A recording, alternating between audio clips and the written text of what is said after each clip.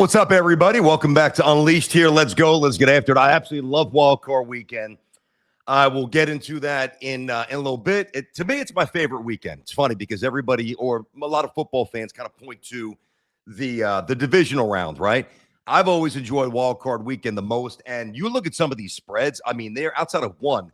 Every game's basically inside of a field goal. So I'll definitely do that. I'll definitely make the picks. I got to get into the Yankees here, and I got to get into Scott Boras, who was on my absolute last freaking nerve. What's going on with the Yankees right now? Now, first of all, can we all agree on this premise? The Yankees owe Aaron Judge, right? Like, that's a pretty fair statement. The Yankees owe Aaron Judge, just like, they supported Derek Jeter with stars everywhere. And even though it didn't work, they even tried to do it for the guy behind me in terms of offense with Ricky and Winfield and all the money that they did with George. Like, the Yankees owe Aaron Judge a chance while he's still in his absolute prime. And I don't know how many more years Aaron's got in his prime. I mean, like, where he's the best, clearly the best hitter in baseball, maybe two, maybe three. Eventually, guys, we're not going to be seeing 57, 58, 60, 62 home runs from Aaron Judge. That's not going to happen. He's not a steroid guy. So the natural attrition of Aaron Judge's game is going to start setting in. And the Yankees cannot be so irresponsible not to put the best team on the field for this guy. Now, I started by saying that Boras is on my last nerve, and he is. Listen, especially now, I wish I had Scott Boras as my agent, but that doesn't change the fact that the way he holds up every single offseason and completely overvalues and overstates his client's worth and what they should get, it's really a hindrance to the game. It's a hindrance to team building, and it's a big, big problem. Now, the problem with that is I can identify that. I don't have a solution for you. I don't really know what the answer is. I don't have one because you can't tell him to no longer practice law in terms of contracts. So he's around for a while. So what the Yankees have to do is adjust to his presence. And what I would do at this point, if I'm the New York Yankees, I would say, listen, Boras, you tried to hold this to the Coles last year at Juan Soto. I got news for you. As much as we like Bellinger, as much as he fits, as much as Aaron Judge wants him back, 7 years is an absolute pipe dream. There is no way on earth that the Yankees should or will give him 7 years. No chance, right? Not happening. And if they did, it will be one of the dumbest things that they've ever done. There's no way you do that because then you get into the 34, 35, 36 years. And isn't this kind of the problem that the Yankees have been chasing and trying to rectify forever? Stanton, DJ, lesser extent, Aaron Hicks, lesser money, but same situation, Rizzo at first base. Like, enough of making the same mistakes. All right. So the news last night is that Boras wants 7 and that the Yankees are in the 30 AAV realm. And most people believe it's 5 years, 150. If he doesn't want to take that, then just honestly go somewhere else. Like, you don't need Bellinger the way some people perceive him to be needed. He's a really good player. Makes contact, little pop, could run, good fielder. We all know what he's bringing to the table, but the thought that the Yankees can't possibly push forward and forge ahead without Cody Bellinger is absolutely straight up, flat out asinine and wrong. There's a way to do it. Now, listen, you want to talk, unfortunately, this matters, right? You talk about the finances of the Yankees, right? And they're going to have to work around certain things, but it's not nearly as bad as I think Hal positions it or as maybe some of you think. So Aaron Judge making $40 million, worth every penny. You got Garrett Cole at 36, Fried at 27.5, worth every penny. Fried is. We'll see where Cole is. Rodon, all right, little overpaid there, 28 mil. Stanton, 20, but half of that or 10 is just about half is coming from the Marlins. And then Grisham with the idiotic, $22 million qualifying offer. That's 1 year and that's done. Now, the Stanton, here's where it gets really interesting. The Stanton deal's got the 2 more guarantees, both of which the cost will be defrayed by the Marlins. And then there's the buyout. And the research that I've done, the Marlins are on the hook for the entire buyout, which I believe is $10 million as well. And, as you try to build this thing out and try to win a championship, that's still the mission. That should still be the goal. And this team is nowhere near it. And I got news for you. Even if they bring back Bellinger and don't do anything else, well, then the Yankees are still not going to win the championship. I don't care if they trade for Peralta. It's not a good enough lineup. Too many holes, too many lefties, too many strikeouts, too many things that we've seen for too many years we understand what the problem is. The answer should be, and this is what's so incredibly frustrating about this. The answer should so simply be, you know what? Like, I know I always say, if I was Hal, I would do this, but I really mean it because it's not an irresponsible financial positioning. The Yankees have the funds. I don't want to hear about the check that they got to cut on February 1. On a Tuesday night against the A's, you got 38,000 people there paying $50 for parking, and I know I've done it a lot. $14 for a beer, $9 for a hot dog, $10 for fries. I mean, and I'm not even begrudging the Yankees for charging that. It's called supply and demand. It's simple economics. If people are willing to pay it, then guess what? Keep jacking up the prices. There's a reason why when the A's were still at the Coliseum, the A's would have to charge $3.25 or $3.50 for a beer and $2 for a hot dog. Number one, it's hard enough to get people in the stadium. And number two, if they're there, are they going to buy food if it's priced like certain? And we know that's economically driven. So that's basic stuff. But you know that Hal's got the money to do just a one massive swing this offseason. So what I would do is, yes, I would sign Bellinger, but I would also tell Boris, hey, this is where we're going, dude. If you want to haggle, I'll meet you in the middle a little bit. If you want to continue to haggle on the 6th year, we'll remain engaged. I don't think the market's going to bear that out where Bellinger's going to get a 6th year from anybody. But if you think that he will, go get it. Come back to us. He wants to be a Yankee so badly. Find the 6 years at 30 a pop, 180. Now there's rumors that he wants $36, $37 million. Are you crazy? Aaron Judge is making 40, and you're going to get Bellinger $37 million. Now, I know that it's all about when your contract is up and the timing mechanism of it. There's at one point, Eli Manning, no disrespect, no shade, but at one point, Eli was the highest paid quarterback in football. Eli Manning was never on a week-to-week basis one of the best quarterbacks in the NFL ever. I'm not here to debate that. That's just the reality of it. Champion, MVP, Super Bowl, 2 of them, giant legend, got it, understood. But the contract on a year-to-year basis, once he signed that, and then, obviously somebody surpassed him, it was not commensurate with what he was putting forth on a year-to-year in terms of touchdown, pick ratio, wins, yard, all those things, right? So I get it. When your contract is up, you're either lucky based on the circumstances or you're unlucky based on the circumstances. Now, with all that being said, are you telling me that the Yankees don't have the means? I know they don't have the appetite for this, but the appetite should be derived from the ability to do it. All right, or the inability to do it, which they clearly don't have because they make as much money as anybody. So what they should do is sign Bellinger and sign Bichette. And I am now at the point, and a pitcher as well, whether it's Peralta, I agree not giving up the King's ransom that Cabrera got, in terms of the Cub trade. I get that. That would have been a little bit irresponsible. Cubs gave up their top prospect. I like Cabrera. Don't love him. He's got good stuff, but you never know. So I'm fine with that, right? I think Peralta will be a little bit different, and I'm more in on that than I was on the Cabrera trade. But the Yankees now, right now, you go, and this is what is impossible to justify a quiet offseason if it continues. Now, I know eventually they're going to get somebody, whether it's Bellinger or Bichette. Or, at this point, I would even throw Tucker in the table, in the hopper. The Mets, the word attached with the Mets now, the Mets are going to be opportunistic in their handling or their approach or their dealings with Kyle Tucker's free agency. And I think that makes sense. What does it mean? Well, if the market doesn't bear X and the Mets are willing and able to pay Y, and it's not 10 years, which he's not getting, it's not 9 years, which he's not getting. If Tucker is amenable to a 4-year deal, a 5-year deal, options, whatever, player had the power, the leverage, and that's what you do. So I think that will make a lot of sense for the Mets, even though I don't love putting Soto in left and it's not perfect, but they need another stick because their offense simply is not good enough to do anything this year. Neither is their pitching. But the Yankees, right? You look around the infield, and this is where it's impossible to justify them not going for it in the next month or so.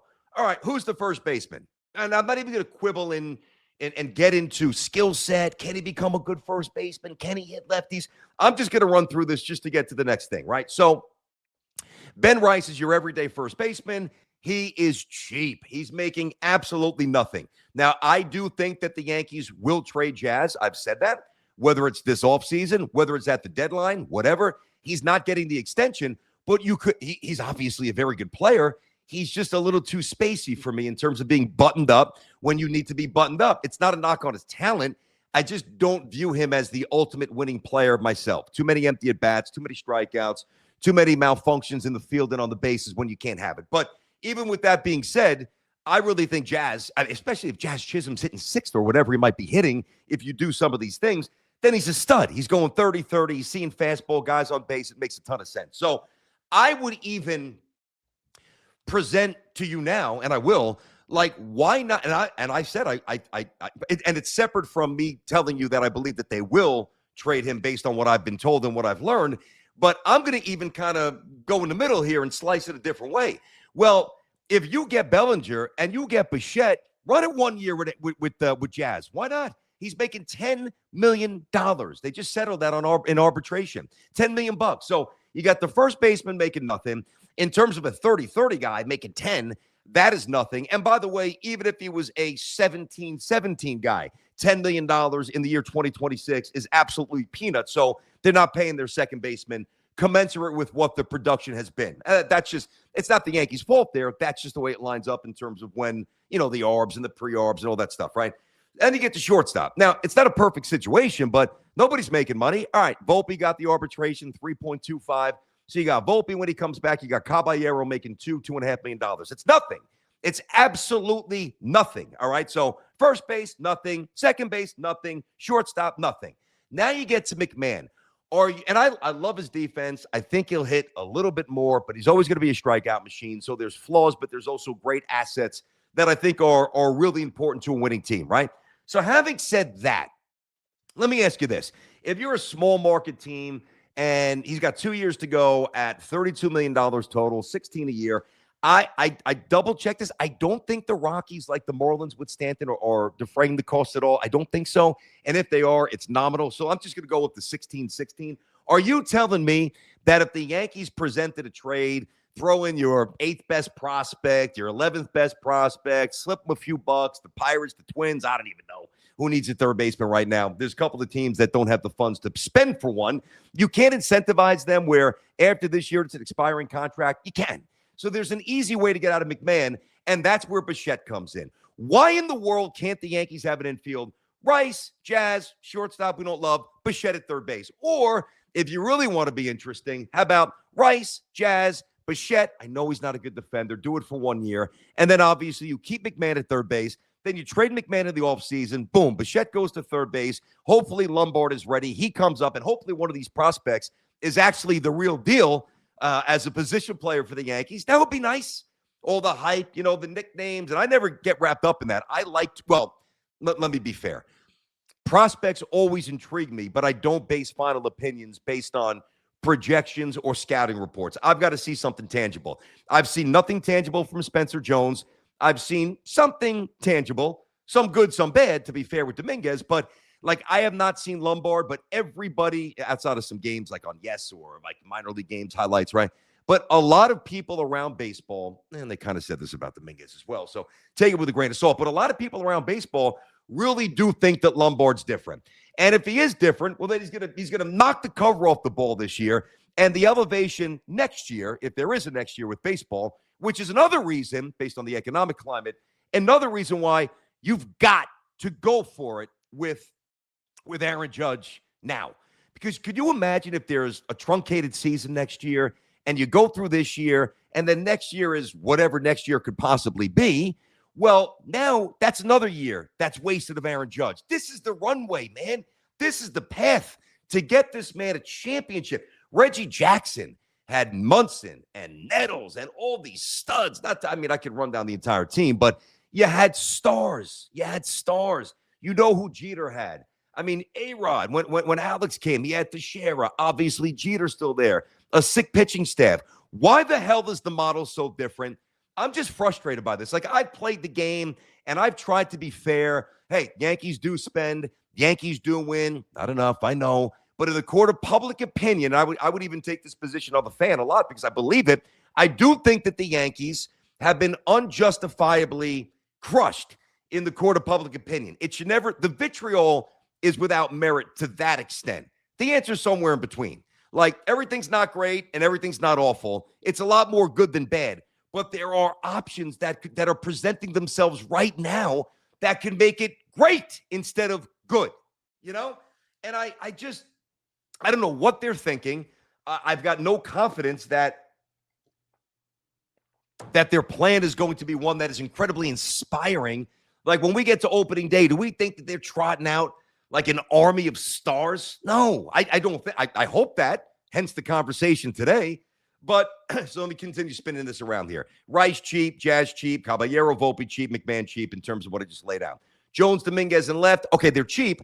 If Bellinger's back, he's not cheap, but he's your left fielder, could play a little first base, as we know. Grisham didn't want him. 1 year done, $22 million. So you'd have to worry about Grisham next year or the year after, which is even more incentive to go out there and spend it now on a Bichette or on a Tucker or obviously on a Bellinger. And, you know, it seems like there's no inclination to do this. I really don't know why. And when you look downstream, and this has to be part of the calculus, and I get this, and I'm going to be fair to the Yankees here. One of the things they're trying to avoid is to make the same mistake that they made for far too long. And that is halfway through a contract, having to pick up the pieces of a diminished player, deal with the economic strike that presents, and then deal with the logistical issue, like where, you know, player X making a lot of money, which you would think, you know, you'd have to write his name in the lineup every day, but can't run as much as he used to, or he's injury prone, or now he's a subpar defender. And you got to work around all that stuff. And it is just not the right way to build the team. Now, if Garrett Cole just signed his deal, and instead of having 3 years to go, he's got 7. You know, if Rodon just signed his deal, and instead of having 6 years, he's got 3 years to go. If Grisham, thank God they didn't do this. If they gave Grisham like 4 years and there's 3 more years after this, like, all right, those would be impediments that I think would be very hard to work around. But I do not think that there shouldn't be a lineup on opening day, and I'm not even going to get into the batting order right now, but there's no reason why the Yankees cannot roll out in some sort of order Bichette, Bellinger, Judge, Rice, Jazz. It just is a starting point. And then obviously if Stanton's healthy, you know, DH, blah, blah, blah, all the stuff that we hit a million times. And then maybe like if Dominguez does pop, then maybe there's something there. Or maybe you trade Dominguez for, you know, Peralta or something like that. The inactivity doesn't bother me. Like I could deal, even though it sucks. I'd love to see baseball. I was watching Sports Night last night on SNY. Shout out to those guys. I love the show. I watch it a lot. That's pretty much how I fall asleep. Politics and then SNY, right? And I think they do a really good job. And last night, it was Eamon, who's the host, obviously. And it was JJ, who's great. And it was Harp, who's the OG. Love Harp. Harp was there when I was doing the Wheelhouse. That's how long. I haven't seen him in a while. But, I used to have some great baseball conversations with Harper. Played baseball in college. Loves the game. Knows the game. Great dude.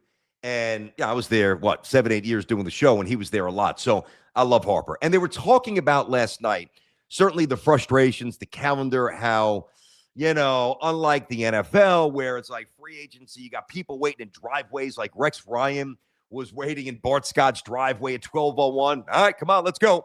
The NBA, bang, it hits, though. As soon as you get like 1 minute into free agency, you know, max contract. Like there's no slow residual trickling in that like stifles the enthusiasm and the attention that the sport could generate. It's really a disservice to the game of baseball. Now, to be fair, without those teams have salary caps. So obviously there's only so many things that you could do.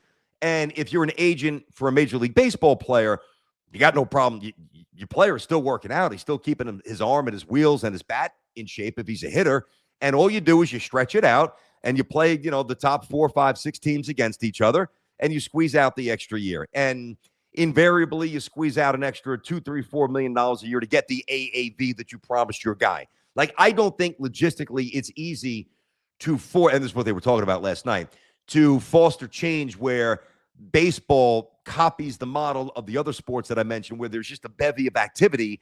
And it's like, okay, baseball owns the next 2 weeks and everything's happening. And baseball is along with the NFL at that point, is at the epicenter of the sports world. So there's opportunity there, but it would obviously take both sides in terms of a CBA, which will never happen, to get down on the same page. And that's just not going to happen.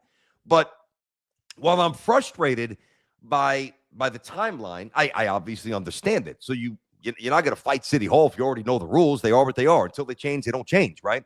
But what frustrates the hell out of me, not every year is there a situation where, all right, man, maybe this thing is actually lining up a little favorably here for the Yankees. Like, you don't have to battle Cohen's checkbook this winter for Juan Soto. I don't think you have to really battle it certainly to the degree of Juan. Nobody's going to get that again. And certainly not in a while. But they're not going to go after Bellinger the way they would. Like, and I'm not talking money. I'm talking energy and like laser focus. Like, the Mets needed Soto. They wanted Soto. It seemed like Soto wanted the Mets a little bit more than the Yankees. That's fine. And it just seemed like a marriage, even though we didn't see this during the season when Soto was doing great. The more it went on, you're like, this is a good chance he's going to leave. Like, I do get the sense that Bellinger wants to stay here. I don't think Soto wanted to stay. He wanted the most money. The Mets were appealing. Go knock yourself out. Your first year, you didn't make the playoffs. You won 83 games. All right, whatever. And I'm not saying it's his fault, but did you really enjoy the first year in Queens? I mean, was the locker room good? I mean, did you win? Did you go to the playoffs? No. Did you hit in the clutch? No. Did you have Aaron Judge around you? No. So now he's got to live with that decision. And, money changes a lot of things, and he could opt out after a couple of years, and maybe he will. And the Mets could obviously keep him by throwing $5 more million on the deal. So that's that. This is not that. Bellinger is not him. He will never hit like him. Now, he's superior on the bases, defensively, versatility, all that stuff. But the Mets are not coming after Bellinger like a Wild West shootout with, drawing the holster like, oh, boy, this is going to be a fight based on Cohen's net worth and desire to spend and change perception. It's not going to be that here. So that should be easier. I don't think Bellinger's going back to the Dodgers. They don't need him, right? All right, maybe Philly, a bandbox, whatever. They've got to take another swing at this thing here. Maybe a wild card team emerges. I'm not saying that maybe Toronto if they whiff on Tucker, but it's actually there. It is right there for the Yankees to add Bellinger, add Bichette, not have it impact too much down the road where those burdensome contracts are a massive issue, because you're not signing Bichette to be your everyday shortstop. Might play there this year, but he's not a shortstop. He stinks at shortstop. So he'd be better at second or better at third. All right. And then when he can move to second is after this year, when you decide to move on from Jazz, which they will, he goes to second. Lombard at short, figure out third, McMahon or Bichette. Like, the options are so plentiful. And see, the Yankees are playing with fire here. One thing the Yanks are really, I think, dangerously close to doing is trusting and investing positive results in the multiple important pitchers that they have injured. Now, I think Cole's going to come back and be Cole, I think, but you never know. He's not young, and it's Tommy John. Takes a while. He should be fine, but you don't know. I thought Rodon was really good yesterday, last year, until it mattered. And, he's more of a middle, back of the rotation guy for a World Series team, but you don't know when he's coming back. And that very well could be, let's see, if Rodon misses April and May and Cole misses April and May, you're talking about 20-ish starts, more than that, maybe 25-ish starts total between those two men, where now you're throwing out there the Warrens and the Yarboroughs and Luis Hill, and who knows what the hell Luis Hill is. I don't trust Luis Hill, do you? I definitely don't trust him. The way Toronto smoked him, you trust Luis Hill? I love Schlittler. Fried's been very good. Year one with the Yankees, stud. But the Yankees are flirting with fire, because the only way that you work around, and by the way, their bullpen's not even that good outside of Bednar. Like, they got work to do with the pen. I'm not going to get into the pen now. But the Yanks are messing around, and I think on some level they're thinking, well, we can just kind of tread water April and May. Our pitchers get healthy. That's fine if you've got a lineup that is going to bludgeon opposing teams. Yankees have a lineup that's going to do that right now. Like, right now. No, you don't have that at all. You got a third baseman who strikes out 200 times a year. I love Rice, so I'm not just going to start railing on people, but you got to prove you can hit lefties and all that stuff. I think Grisham takes a step back. I don't think he hits that many home runs. I don't think he hits 240, whatever he hit 245. I don't think he's that guy. So he doesn't hit lefties. I don't trust him in the clutch, whatever. High leverage spots, good relief arms, like high leverage power arms, like elite pitching. I don't like Grisham there. So I don't love Grisham. I don't love the third base situation, even though I'm a big Volpe fan and supporter. Even when he comes back, how do you love the shortstop situation, especially to start with? Caballero was a starting shortstop. Wells, all right, he's going to run into 20-something home runs. He's a 210 hitter, strikes out a lot until proven otherwise. Left field without Bellinger, it's Dominguez, who can't play left field, and it's Jones, who might not be able to avoid striking out 2.5 times a game on the major league level. And God forbid, if the great Aaron Judge were to miss time again like he did a year ago. So let me get this straight. So the Yankees think that when they get to June with no real reinforcements, and I don't just mean bringing back Bellinger. That's not adding. That's just doing what you did last year, which, by the way, was not good enough, as we all know. So you bet your ass I'm fired up over this. I'm getting tired of watching this and not getting the sense that the Yankees are really open and thinking about doing what I really think that they should do. Be bold for the first time in a long time. Can you do that? On one of the earlier, I guess it was maybe the third YouTube show. Still no YouTube. I'm sorry. I do think we'll have it back Monday, but I can't even say that with great confidence. Either way, I'll read some messages here. It's all good. We just plow through whatever. It's about content, as we know. So I guess it was Christmas Eve. I did a show, and I gave my presents for each of the New York sports teams, right? And recollect, like the Jets, I gave them a heaping dash of luck. Like sometimes you just got to be lucky, whether it's Mendoza falling to them or whatever. Luck, all right? For the Knicks, I gave health. For the Giants, I gave a dash of boldness. Like, dude, don't hire a coordinator. Don't mess around with this nonsense. Go out there, get the big fish. Now, Harbaugh's going to be, we talked a lot about that yesterday. You should be terrified that he's going to the Dolphins. That's where I think he's going. That's the bad news. The good news is I really like Stefanski, and maybe the McCarthy thing gets, although I know I'm always pushing McCarthy here. I just think the Giants need to really consider him. But anyway, for the Giants' gift in their stocking was boldness. And the Yankees it wasn't tangible. It was like, I guess it actually, because you can touch a map, but it was more like a roadmap to remember how to get back to being the Yankees. Well, sometimes Santa leaves a couple of gifts in the closet, if you know what I mean. And we just found one, and I'm going to give the Yankees another one. It's the same gift that I gave the New York Giants. Boldness. Be bold. That's all you got to do. Guys, we are perilously close. We're inching toward it where Aaron Judge, before you know it, there's going to be a ceremony at Yankee Stadium, and of course, rightfully so. The monument, the number, Aaron Judge all suited up. At that point, his beautiful little girl, older, his wife next to him, retired. That's I know that sounds inconceivable to imagine now, but you have to. That's how close we are to the end. This doesn't go on forever.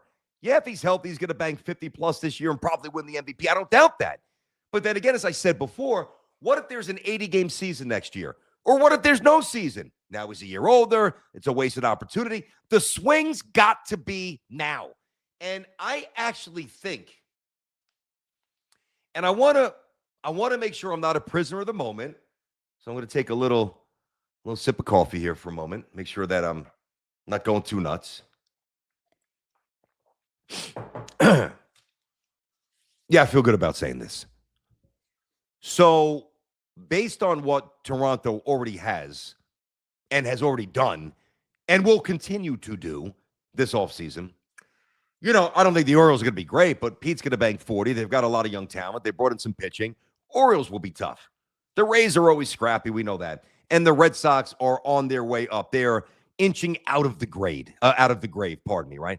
So what does all that mean? It means it's a phenomenally tough division. I actually think right now, Bellinger, Tucker, Bichette, they're not here. So right now, nor have they gotten that extra starting pitcher, which they need. Right now, I actually think that the Yankees are closer to a non-playoff team than I believe them to be a truly viable World Series favorite. Right now, they strike me as almost like, Judge is better than Soto, so I was going to say kind of like the Mets a year ago. Would it stun you if the Yankees won right now, the way they're currently constituted, the way they're currently built? 83, 84 wins, 85. Rough start. Cole comes back, a little rusty. Rodon comes back, a little rusty. Bullpen, outside of Bednar, not that good. God forbid Judge gets hurt. You got to probably bake in 10, 12, 15, hopefully not more, 20 games where he's got to rest a little bit. God forbid that elbow flares up again. I mean, God, I'm terrified about that, you know? I know he's fine now, but it's a real concern.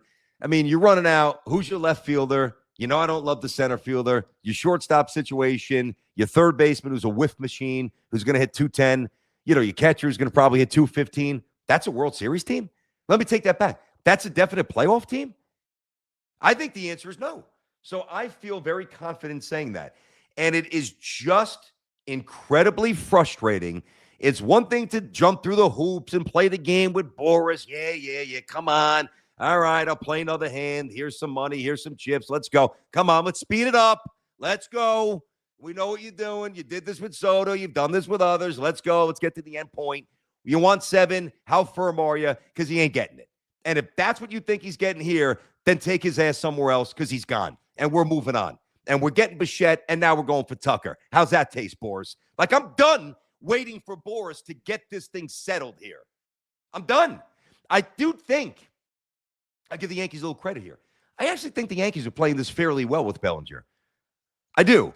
Like, they are very competitive. I don't know one other offer that's definitive for Bellinger and Boris at this point, but they've been very aggressive in the AAV, and I think that that's smart. You know, I'd rather pay $2, $3, $4 million extra now when he's obviously in his prime, you know, and then not have to deal on the back end the residue of a decaying player, you know, for year 6 and year 7. So I get their philosophy. I agree with it. I don't know if that's going to work. And if it doesn't, are they open to year 6? Again, year 7 is a drop. I'm hanging up on you. Like, if you're that serious about 7, and I mean this, if you are unflinching in your presentation and demands for 7 years, the next thing you're going to hear is this: click. Now, you don't really hear a click like the old school clicks when you hang up on somebody, the old phones, but you're not going to hear my voice anymore. Goodbye. We're out. We're not interested. Go somewhere else. And I'll live with the consequences. You will not hear from me at that point buyer's remorse. If he signs 7, if the Mets give him 7 years, you will not hear me say, now, of course, I won't be happy because it's the Mets. That's a little different energy, but I will maintain this energy. Hey, ain't worth it. Congratulations. Now you got 14 years of Soto and 7 years of Bellinger. Good luck with that. Like, from a baseball perspective, I would be able to completely compartmentalize the differences between a good contract, an irresponsible one, and the whole Yankee-Met dynamic, which, by the way, I think if you follow me, I don't get too much. I really do try to be, and I think I am, incredibly objective with the Mets. I'm not saying we don't have fun. I mean, geez, if we can't have fun jabbing each other, what the hell are we doing? I mean, that's what we were doing in the street all the time. Donnie's better than Keith. Keith's better than Donnie. Come on. Guidry's better than Gooden. I mean, I never won that battle, but I would say it because I didn't see Guidry in the 70s. I'm talking Guidry in the 80s. I don't know, man. I would love to wake up, or I would love to be at one of my kids' basketball games in the next week or two, or sitting on the couch or whatever, laying in bed, watching sports night or watching politics. Here come the alerts. Well, I mean, if I'm watching sports night, I think I'll be talking about it. But if I'm watching Netflix or something else on Prime, boom, alert. Wow, Yankees, Bichette. And then 2 days later, bang, Yankees, Bellinger. Why the hell can't they do that? Why? They could. They are electing, at least as of now, not to. And that is what drives me nuts. And it's not the same as, it's not. Entitled Yankee fan. You know, I'm not 25 or 30 years old where all I know is winning and dynasties and Hall of Famers and, you know, great, great times. My first introduction to, I should probably, you know, I'll give you this little timeline. I've done it on the radio before, but if you're new, just so I give you a little sense, a little tap into my mind and how I process the Yankees spendings and the entitlement, which I'm not with the Yankees. So in 77 and 78, when they went back to back, I didn't watch one pitch. I was 3 and 4. I don't even vaguely remember the game being on in the background. And I have a very, very weird, very early ability, not weird, but just an ability to, like, I have images from when I was like in my mind, like moments as a kid, like even like 2.5. Like I remember whether it was my grandfather who passed away when I was on my dad's side when I was very young.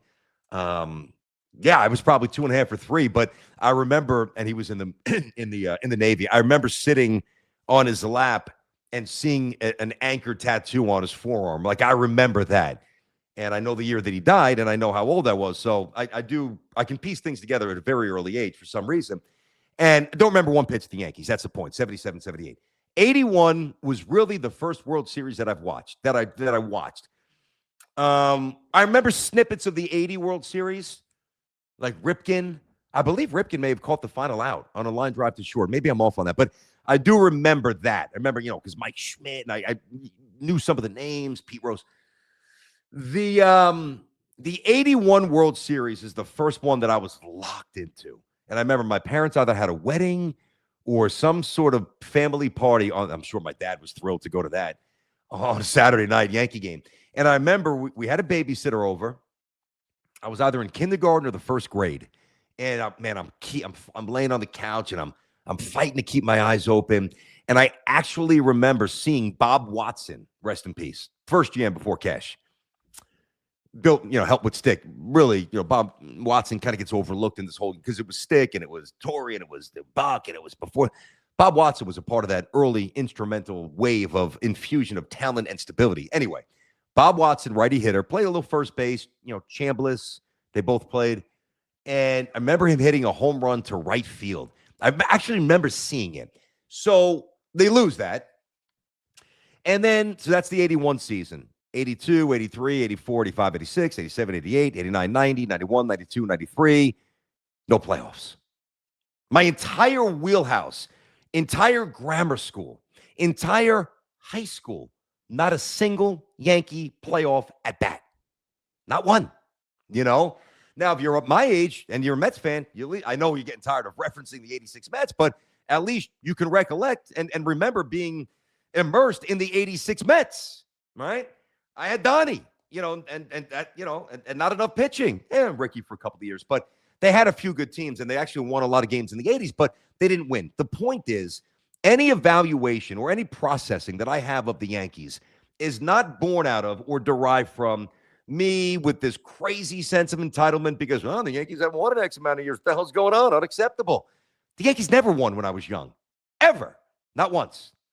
Then again, neither have the Jets, neither did the Knicks. It's kind of a theme. So this is all practical, I believe, pragmatic, fair analysis. You've got the resources to do it. You've got multiple targets that would make you infinitely better, particularly Bichette, because he's a righty stick that you definitely need. And don't give me a backup righty catcher who's going to play once a week behind Wells, which they need, but that ain't the righty stick that we're talking about. We all know that, right? So they've got the resources, and they've got this little tiny runway to have that all match up with whatever remains of the great Aaron Judge's prime. And if they don't do everything in their power to actually capitalize for that man, they will have colossally failed Aaron Judge more than any Yankee has ever been failed in his lifetime. Even a lot more than Mattingly, because that's really the only point of reference, because everybody else won, But at least Mattingly had the greatest leadoff hitter in the history of baseball for 3 or 4 years, whatever, in Ricky. He had Dave Winfield behind him, who was a Hall of Famer. He had Willie Randolph in the in the 2-hole, who was a really good, especially then, second baseman didn't have power, good fielder, good bunter, wasn't hitting 220, 270, a little more sometimes, steal a bag, clutch, winner, because he was on those teams in the 70s, scrappy, tough, Ricky, Willie, Donnie, Winfield. At least he had that. What the hell has Aaron Judge had since he got here? He's had Luke Voigt at first base. He's had a broken down Rizzo at first base. He's had somebody who was catching in college in Ben Rice, who's learning. I love him as a hitter. That. Learning how to play first base. Who's the shortstop been? Come on. Think about the Yankee infield. I've done this before. Teixeira, Cano, Jeter, A-Rod.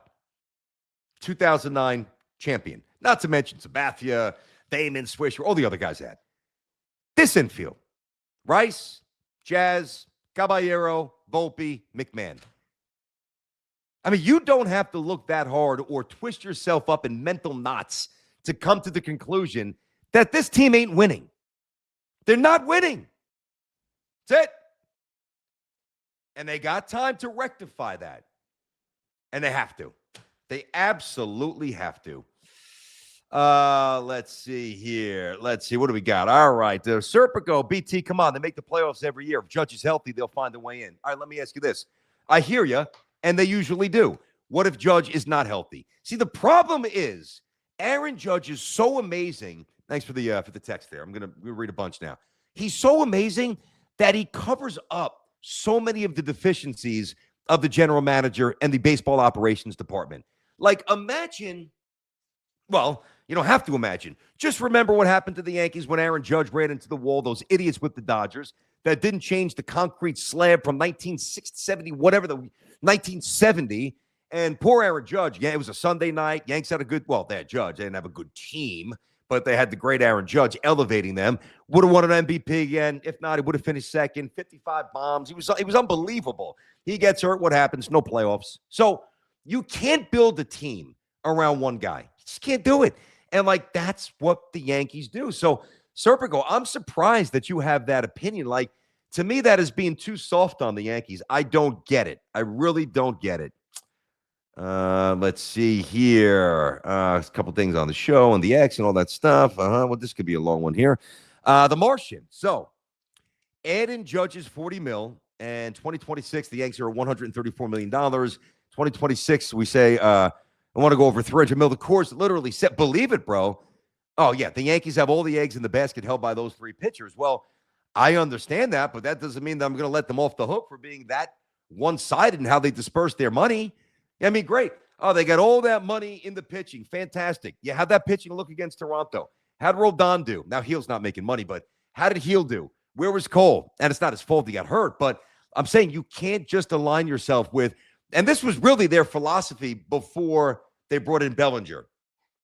Yeah, it made some of those, the pivot from Soto. Their basic premise for a bunch of years was, yeah, we got Judge banging 50, we got Cole competing for the Cy Young, and we'll be fine. Our division stinks. Baltimore's young. They don't spend. All right, Tampa's scrappy, but you don't have to really worry about them. Too much. Boston's in a down cycle. They're down. They're done for now. And Toronto's Toronto. And they're no longer Toronto. They're now becoming a machine. They're beginning to resemble the Dodgers of the American League in a lot of ways. Like, their mission statement is so easy to identify. And the Rogers Group, I'd have to double check this. I believe that they are, I know they've got more money than Cohen. I think they're second. They are looking to spend. I mean, they've got all of Canada, no Expos, so they're smart. In terms of a North American perspective, they're the only baseball team up there, as we know. That might change. Expos might come back, which would be a pretty cool story, whatever. Right now, it's them. And right now, the brand, you might not want to hear this, but this is the reality. The brand of the team that always overshadowed them and everybody else, by the way, in baseball, is now diminishing by the year. And that's the Yankees. So let me get this straight. So their brand is getting more powerful. Yankees is diminishing.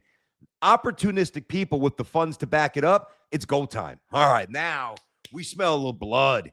Yanks aren't quite willing to go all the way. We're already better. We just beat them. We just embarrassed them in the postseason. All right, let's go. Let's lay it on thick. And they're going to. Like, they're not even close to being done. Let's see here. Boris, we know about that. Boris doing his job. I understand that. Yeah, Armand White. I get that. That's why I don't begrudge him for doing it. He's obviously doing his job here, and that's why thanks for the text there, I obviously separated the two. Boris, I said, if you just do then, especially now, I wish Scott Boris was my agent. I can promise you I wouldn't be having YouTube issues, right? Or wouldn't be having the microphones not working, right? Boris is amazing at what he does. He's a complete cornball with these nursery rhymes these riddles and these rhymes, whatever, these poems that he drops on these players. It's embarrassing, but it works because he's got a stable of stars, and every team knows we got a Boris guy this year. All right, dig in. Ain't going to be easy. Not only is it not going to be easy, it's not going to be quick. Like, there's never going to be resolution during the season, even if the guy wants to resign. No, we'll see in the winter, and we know the parameters with Boris. He's going to squeeze every penny from us. That's his job, and he's great at it. I get that, But I can separate Boris being phenomenal at his job and Boris really not being good for baseball. I honestly, Anthony Tranchina, BT, get Michael K on. Would love to hear you guys talk. I would love to have Michael on. I've got to check. There's a couple of things. Well, first of all, once we get the ability to interview people, that's the first step, which is not hard. It's coming. And then, when it comes to people like Stephen A. and Michael, people that I call good friends. And I was just with Michael at Alex's party a couple of weeks ago. Spent a lot of time, but he's great. I love Michael. Yeah, will he be allowed to do it? I don't know. I'm not really sure how that works. This is my first venture with all that stuff here. I know if I want to, number one, I wouldn't because it just wouldn't be right. But I know if I wanted to have Michael on the fan, back in the day, a couple of weeks ago, I obviously wouldn't. I wouldn't even think of doing it. And I don't think that he would be allowed and whatever. So there's that. I don't think it's quite the same. I really don't. No, but I love Michael, man. I was watching the other night. The other night, was that Monday night, whatever it was, or Tuesday? Like the Yankee Hot Stove show on Yes the other night was the first time it was worth watching. Number one, it was two people. And I'm not to diminish the other people's talents. They've got a good crew up there. I really do I like what they do, right? But to have Kay and Curry back and forth, just volleying, I thought it was really, really good. And it also coincided with the first sign that, a little bit more detail. And I trust Curry. If he tells you something, he's getting it from the Yankees. And he's well sourced with other people as well. I'm not saying he's carrying the Yankees water at all. I think the exact opposite. I think he's great. I actually think he's one of the best out there. So he's got connections with all the teams and the agents, but he's on the Yes Network. It's pretty safe to say that if Jack Curry says something with great, in a really definitive manner pertaining to a contract or a feeling within the Yankees building, I think that it's probably pretty smart to believe him. So I choose to. But yeah, I'd love to get Michael up. There's no doubt about that. The other thing, I want to throw something else on the table here. Keep these Yankee ones coming in. Yeah, I'm going to hit this one real fast here. Benji Kleiner, that's a new one. Appreciate you, Benji. Thanks for jumping in, dude. So Benji writes, it's upsetting we didn't show any interest in Amai. He was relatively cheap, and I'd rather have him than Warren. Well, I actually think Will Warren, thank you for that. I think Will Warren has a chance to be really good.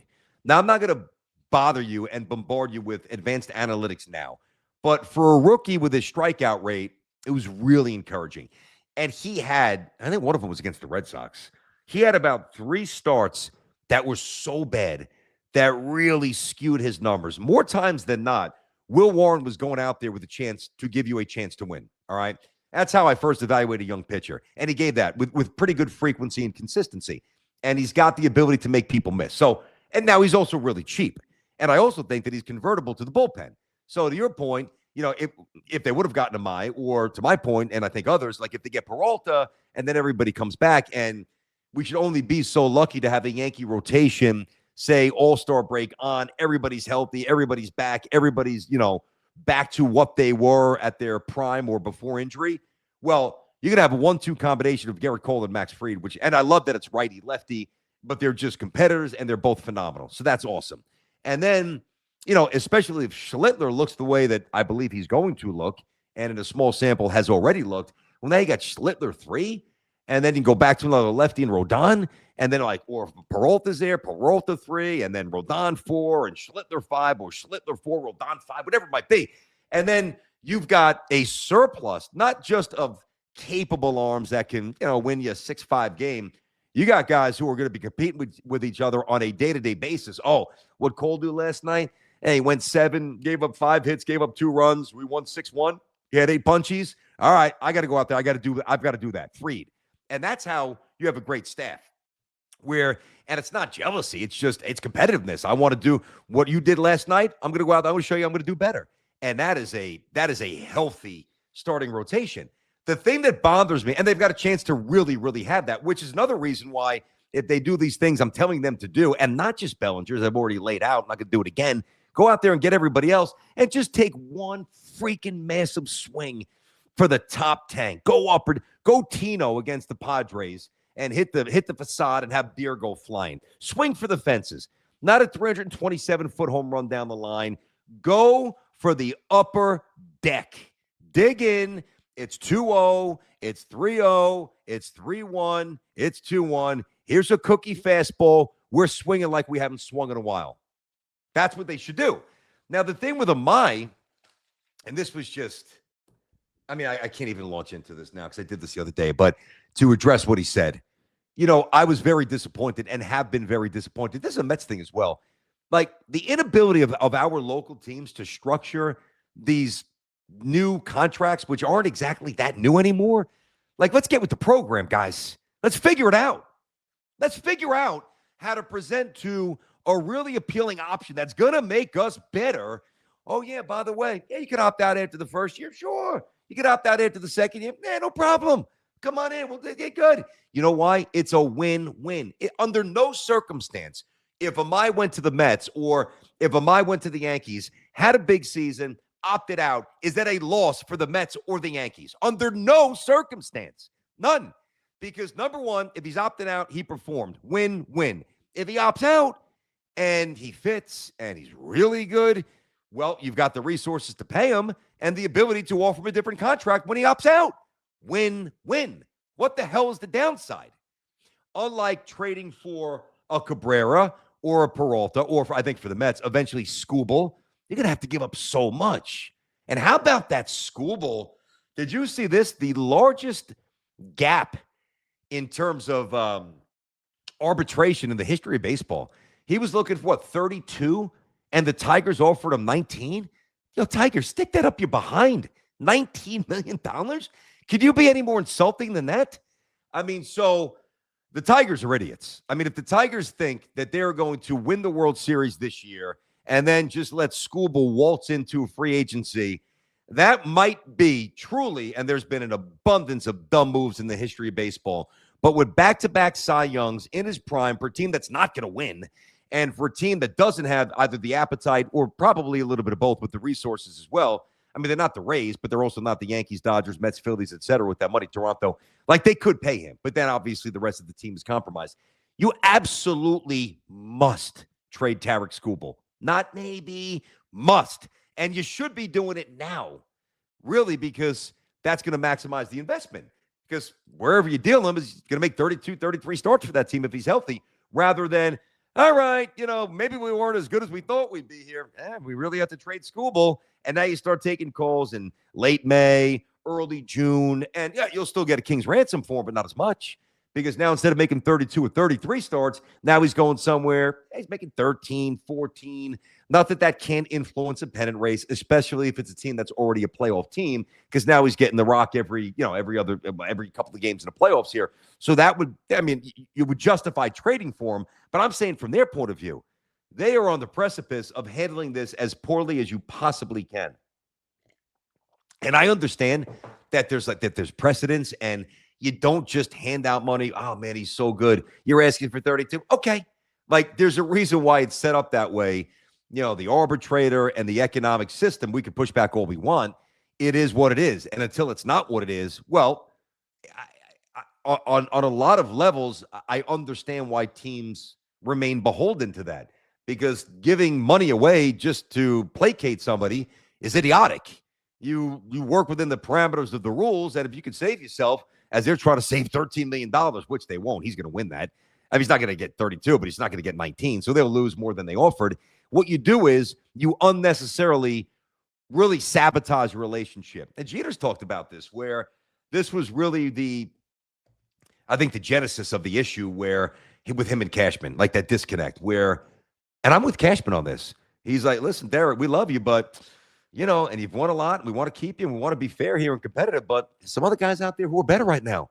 Troy Tulowitzki, not when the Yankees got him, but at that point, Troy's pretty good, and he's younger, and your defensive numbers are dropping, and you're not a pure power guy. Like, there's something to talk about here, and Derek was offended by that. Now, I can see both sides.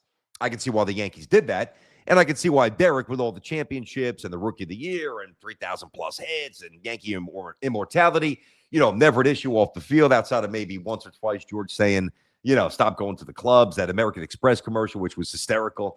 That was a little different because Derek had won so much and had so much equity. I understand why he felt that way, but I understood why the Yankees were doing that as well. That's not the case with the Tigers and Skubal. So just to insert that, wow. I mean, if I'm opposing teams, you've already lined it up, but I am just licking my chops here, foaming at the mouth. All right. My number one prospect, my number 3 prospect, my number 5 prospect, my number 13 prospect, 2 very useful, cheap, ascending, talented players. Here you go. Take it all. Let's go. We'll take Skubal. Like, that's what has to happen. And I still think that he's going to be a Met. I really do. Speaking of the Mets, no amazing day, huh? It's pretty interesting. I'll get to that in a little bit. Let's see.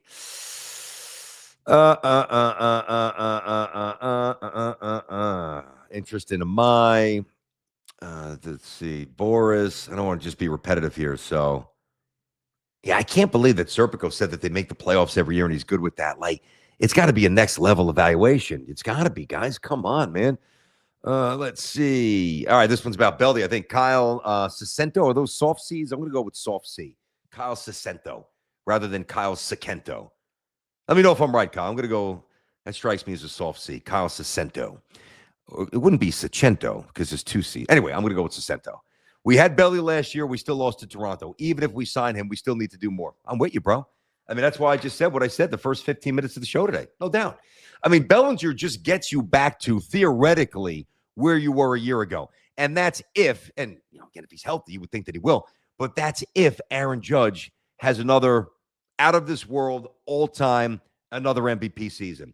If there's an injury or just a slight diminishment, whatever, or some of the young players that you expect to take a step forward, if they don't, then I really don't think that they're a playoff team. And I said that as well, because the division is just going to be really, really good. I don't think anybody, even Toronto, I mean, listen, if they were to get Tucker another arm, that's different. But even I don't think Toronto's going to win 98, 99. I would say they won 94 a year ago, tied with the Yankees.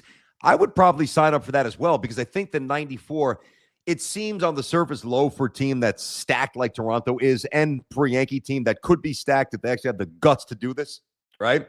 But to get to 94, you got to bag on a lot of bad teams in that division, and that's not going to be the case like it was a year ago. I don't think there'll be that stark separation 1 through 5. I think it'll be much more jumbled.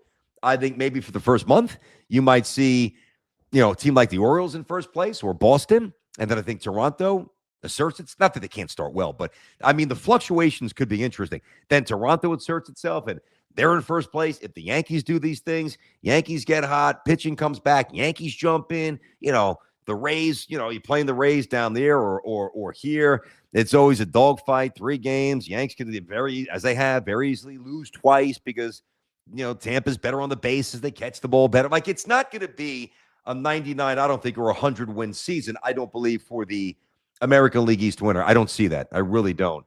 Let's see here. Trust Heel more than Rodon. No, I don't do that. Come on, man. Stop here. What here? Audio's good. No, I know the audio. I figured it out. I messed up with the audio. That was on me. What else we got here? Did I see the report on Lombard? I did not see the report on Lombard. So can somebody let me know what that is? I mean, I started the show at 10. Obviously, I set the show up. Thank you for that. I don't know. All right, let me throw this out there on Amazing Day. Now, this is not the low-hanging fruit. This is not me just taking a jab at the Mets, because I want to be fair to the Mets in this regard. Just want to make sure I have everything buttoned up here. All right. So there's no Amazing Day in Queens, as we know. Now, last year was a wild success. 10,000 fans. I remember Sal was out there doing something for SNY. I'm pretty sure it was SNY, but he was definitely out there, and it was awesome. I saw a lot of the pictures. You guys had a blast. I think it's a great thing. And by the way, a lot of teams, I remember when I was working in San Francisco, the Giants did that every year. Like, to me, a fan fest or an Amazing Day, I mean, that's awesome. You get a chance to be up close with luminaries of the team. And, it's just, how is it not good? Number one, you can make money off it, which shouldn't be the main motivation. But as a byproduct of doing something cool, if you're able to also make money, well, I think it's a home run from a business model. So 10,000 of you flocked in there and, just lit the place up. Yeah, you also got on Cohen's ass and you said, let's go. Let's get Pete, which is part of the impetus. I've always believed that if there was no Amazing Day last year, I can't prove this. I can't. But I believe that there's a 70-30 chance Pete's not there. I think that they were so sensitive to that, coming off a really good year, 89 wins, an unexpected playoff run, knocking on the door, getting to the World Series. Like, the mojo was good. And the team was thought to be ascending, right? They stripped the whole thing down, rightfully so. But I'm going back to last year. And, to diffuse the enthusiasm by letting Pete walk last year would have been fairly unjustifiable. You guys showed up. You guys let it rip. They responded. Now, the easiest thing in the world, and, this is my initial thought, but I'm not sure that I really believe that, and I'll tell you why in a minute. The easiest thought in the world is to say, well, Mets have had an awful, that part's true, in terms of bringing players in, smart, doing what they're doing, but from a PR point of view, an awful offseason. Guys that you love. I mean, you love Pete. You love Nimmo. Diaz is different because he wasn't drafted by the Mets, but you love Diaz, but it's a different kind of affection. It's a different kind of connection. The Diaz thing was more like, man, we need him. Not that you don't think you need Pete, but it was like, this guy's one or two top closers in baseball. What the hell are we doing for $2 or $3 million? What? How did that go askew? Whereas Pete, it was a long enough conversation, probably not going to age. All things I've said for 2 years that, Met fans hated hearing, but ultimately proved to be right. Righty hitter, average first baseman at best, weak arm, strikeout. I know the average was back up last year, and he had a really good year, no doubt. But I was never behind giving him a lengthy extension because of the baseball principles. Nothing else. That's it. And then obviously Nimmo, drafted by the Mets, young, came up, grinder. You love him. You love Nimmo. Good guy, religious guy, projects the right things. It's really hard to not like Brandon Nimmo as a person. And there are a lot of things as a player that you can like as well. But, no arm, whatever. Injuries now, last couple of years. Having said that, not to relitigate the Mets year or the Mets offseason, back to Amazing Day. Just had to set things up. To have an Amazing Day this year would have been so, I think, detrimental to the perception. The noise, it would have been ugly.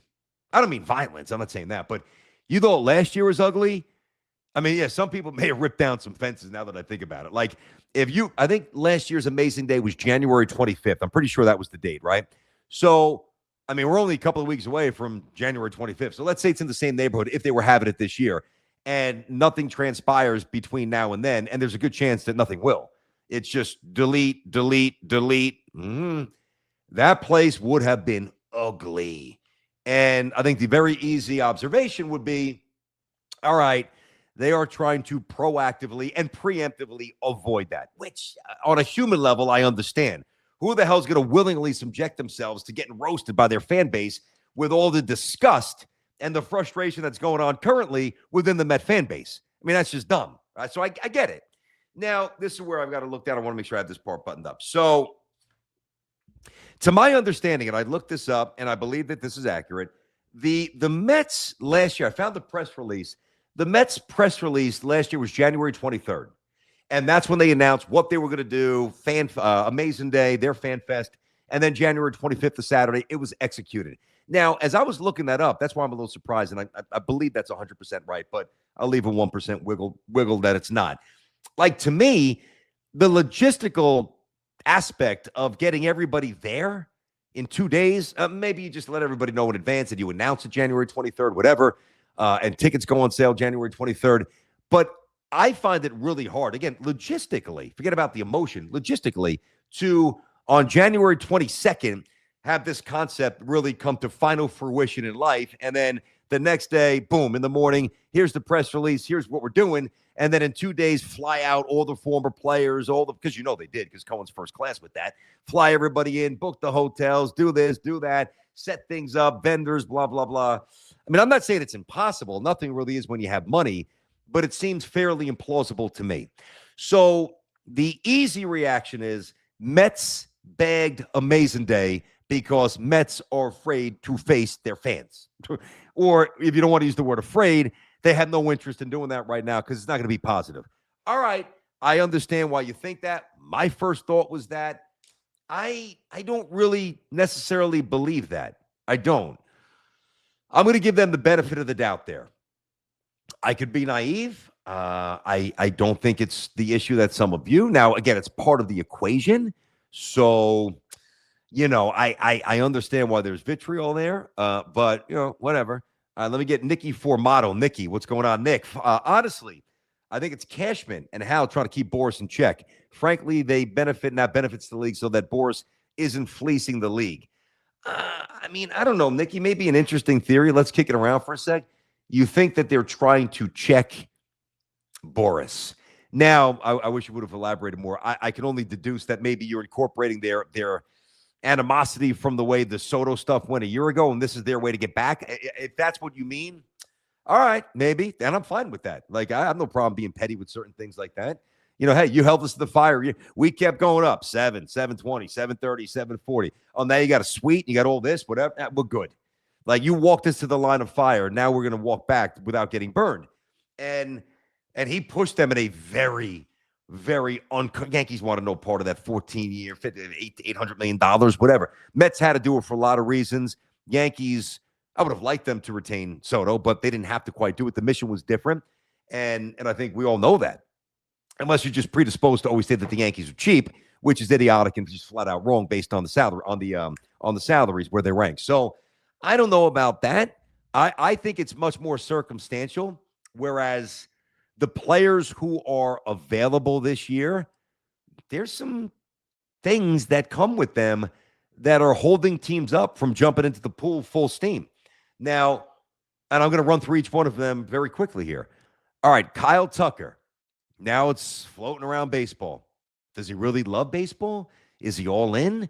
He's kind of a detached, quiet personality.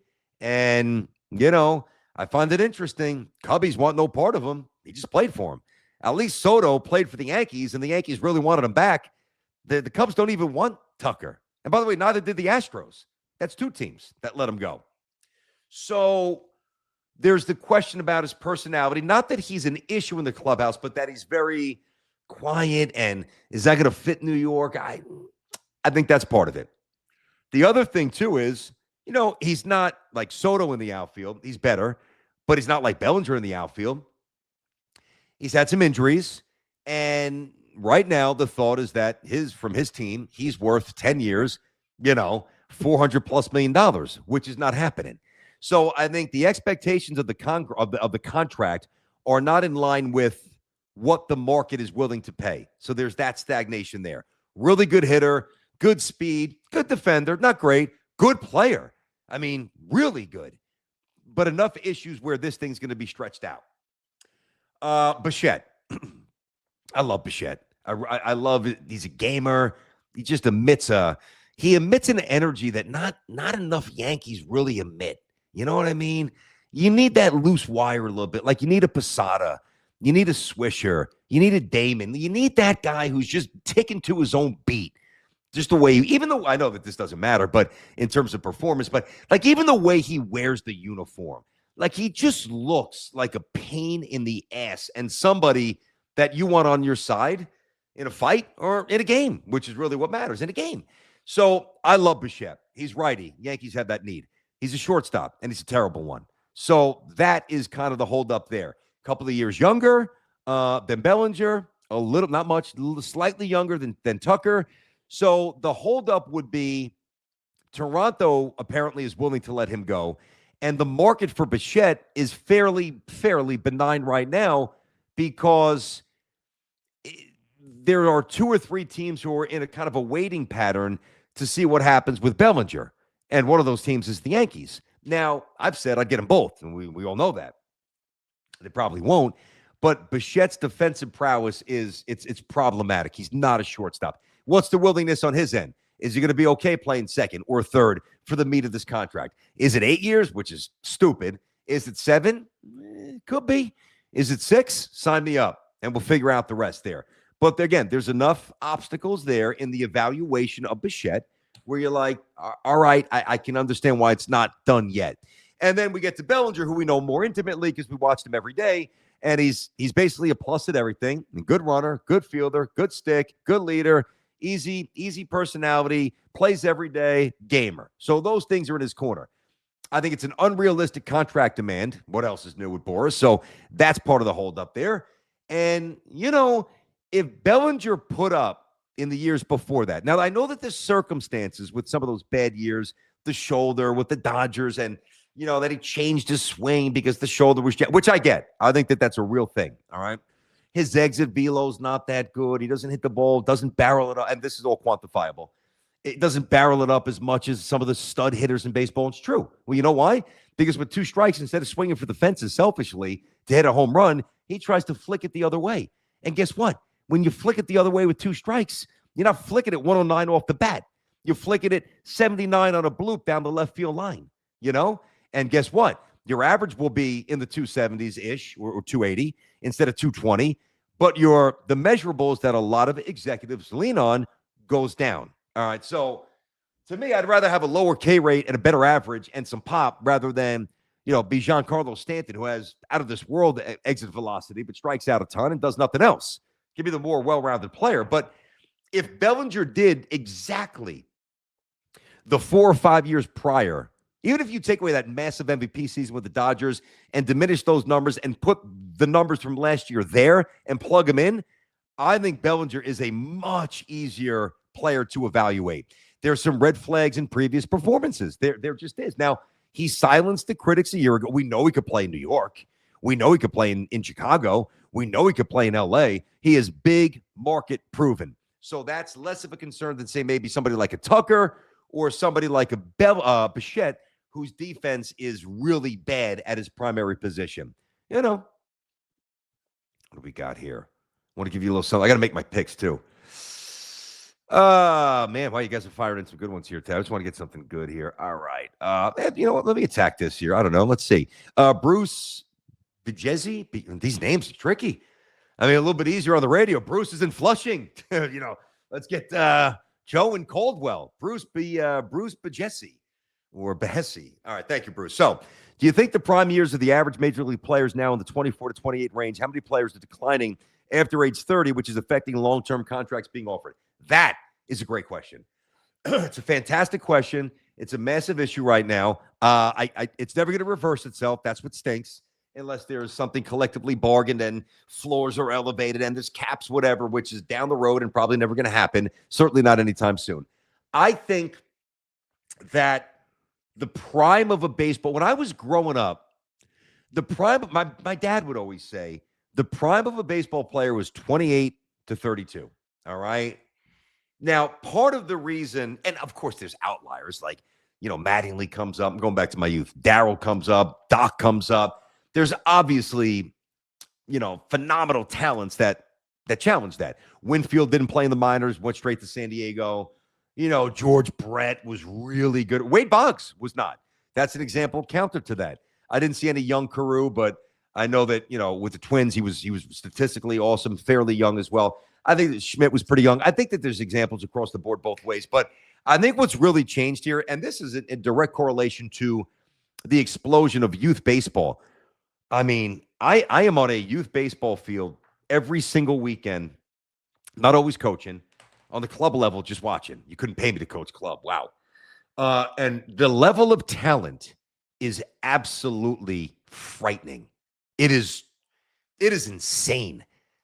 It's out of this world. Now, there's burnout. There's other factors that I'm not going to get into now. Nobody cares about that now. But, I mean, there were kids at the age of 10, and that was my son was 10 a year ago. There are kids, a few in New Jersey who he plays with, and a couple nationally, who throw 66 miles an hour at the age of 10 from 46 feet. Now they go to 50 this year. They move up a year. 65, 66. And I don't mean just gas. I mean, here's a little wrinkle. Here's a little change up. And I mean with the proper disparity. 11, 12 mile per hour difference. I'm sitting there saying, geez, I don't know if I'd want to be in that batter's box. And I was pretty good playing. I loved it. So I say that because what's happening now is that players and Perfect Game is an incredible outlet of it's the best players in the country, period. And that doesn't mean if you play under the umbrella that you're one of the best. I'm not saying that, but the best players in the country play for Perfect Game. And the exposure, whether it's international or domestically, I mean, at an early age, 2 years ago, we didn't do it this year because of football. 2 years ago, my son went to Houston in Florida in December and Houston in February. And the first game we played with against Juan Pierre's son, who was phenomenal.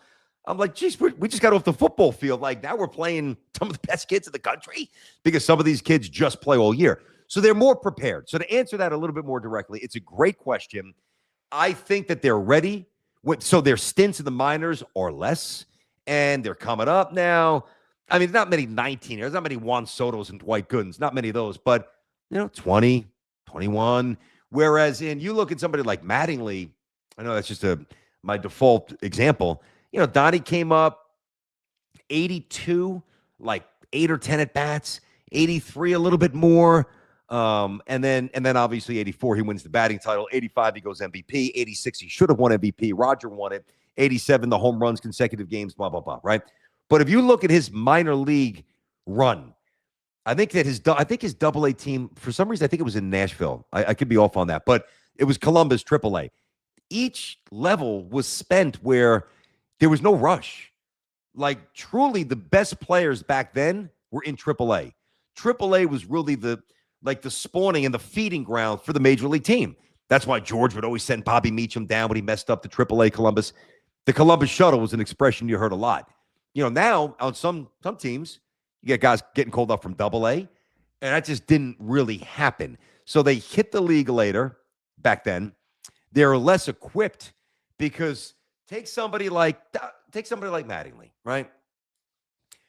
I don't know for sure what Don Mattingly faced in high school, but I can or even Legion Ball. I know there was a guy or two, some big farm kid from Indiana throwing 90. Oh man, we're playing Jimmy this weekend. Jimmy's throwing 90. Ugh. Back then, so you're talking 70s when Mattingly's doing this, mid to late 70s.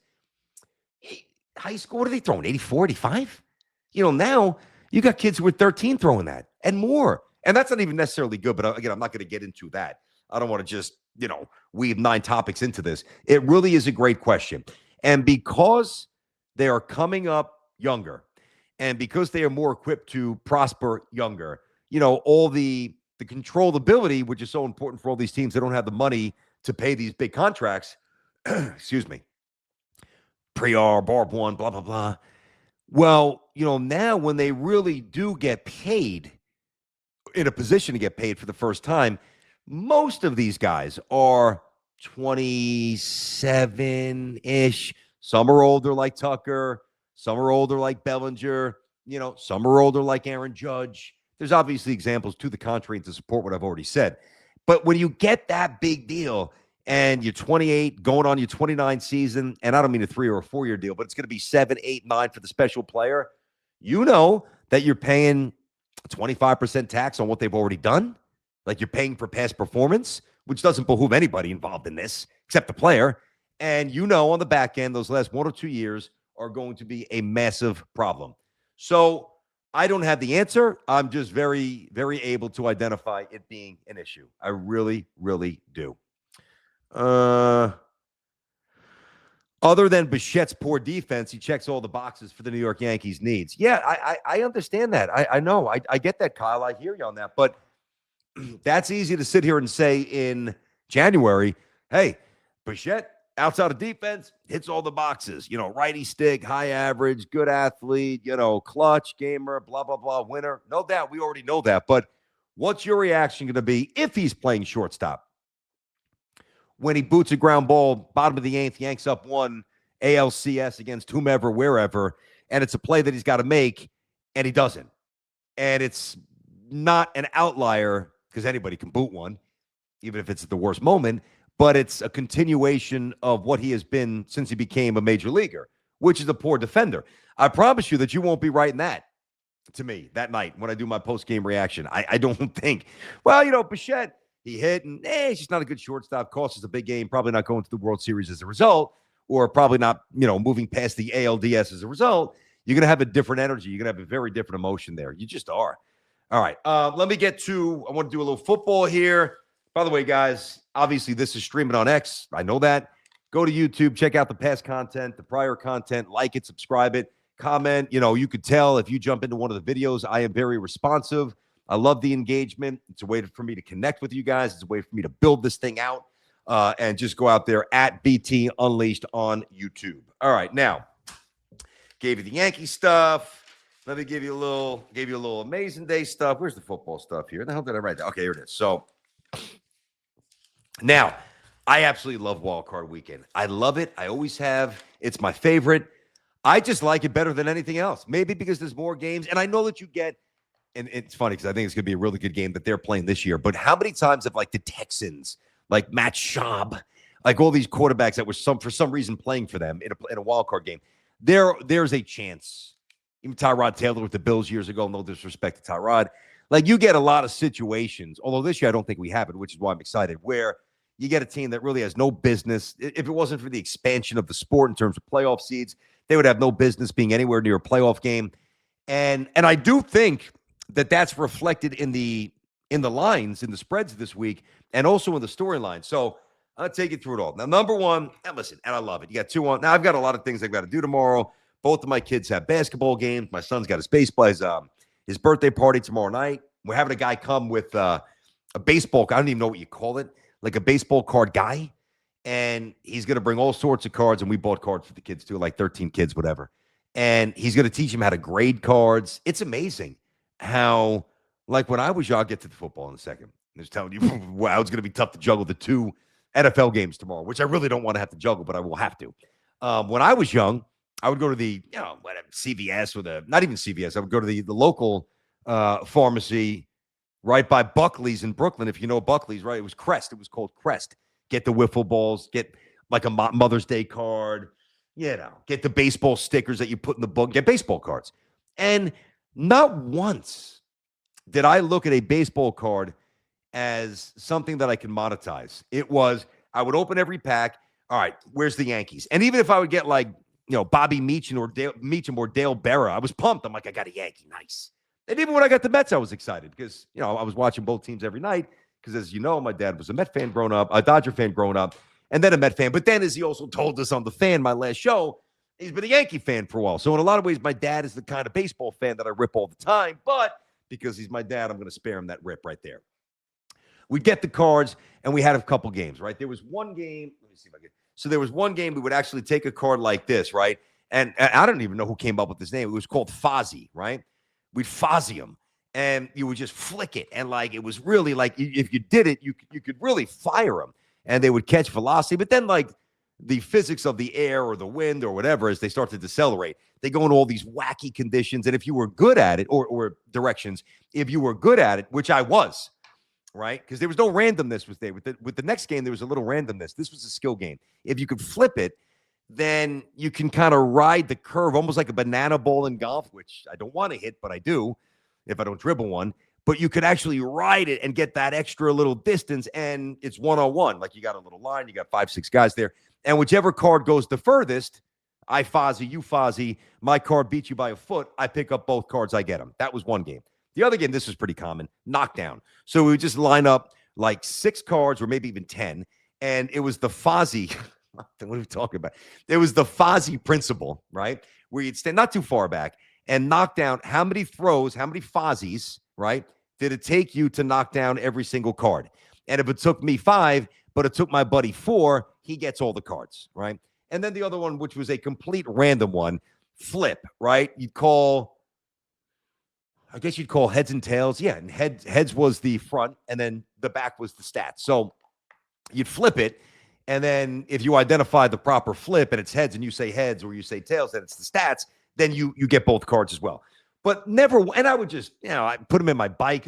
Once a night, I know a lot of people say they did that. I didn't do that much. Once in a while. They were laying all over, wet, dirty, candy on them, chocolate milk. Like, I didn't attach an ounce of value to them one bit. And the purity that in that was awesome. This new generation, and they're young, 10, some 11, couple of his buddies who are older turned 12. Like, they're still pretty young. And it is like business time.